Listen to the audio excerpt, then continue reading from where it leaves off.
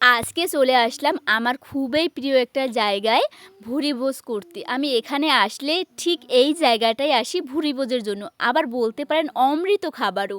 তো হ্যালো সবাইকে, সবাই কেমন আছেন? আমি অনেক ভালো আছি। আর হ্যাঁ, আজকে চলে এসেছি বরিশাল গোবিন্দাস হোটেলে খেতে।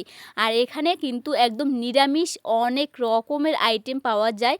আর আজকের মেনুতে আছে আমার পছন্দের তরকারি। হ্যাঁ, আজকে আমি ফুলকপি আলুর একটি তরকারি নিয়েছি। শীতের দিনের সবথেকে প্রিয় তরকারি হচ্ছে আমার কাছে ফুলকপি।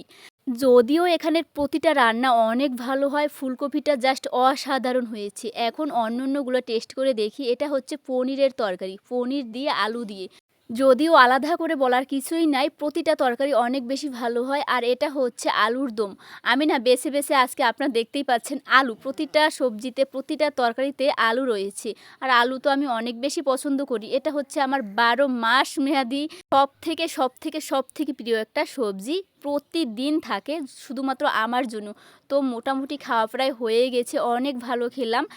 আর হ্যাঁ, ভাবছেন তো একা একা খেতে আসলাম এত দূরে বরিশালে? না, আমার পাশে মানে আমার অপোজিটে একজন আছে যে কিনা ক্যামেরায় আসবে না।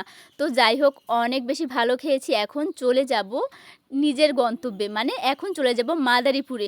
আর হ্যাঁ, আমার মতন কে এই গোবিন্দাসের খাবার খেতে অনেক বেশি পছন্দ করেন বা অনেক বেশি খেয়েছেন সেটা অবশ্যই কমেন্টে জানাবেন। সবাই অনেক বেশি ভালো থাকবেন, অনেক বেশি সুস্থ থাকবেন। দেখা হচ্ছে পরবর্তী ভিডিওতে। টাটা।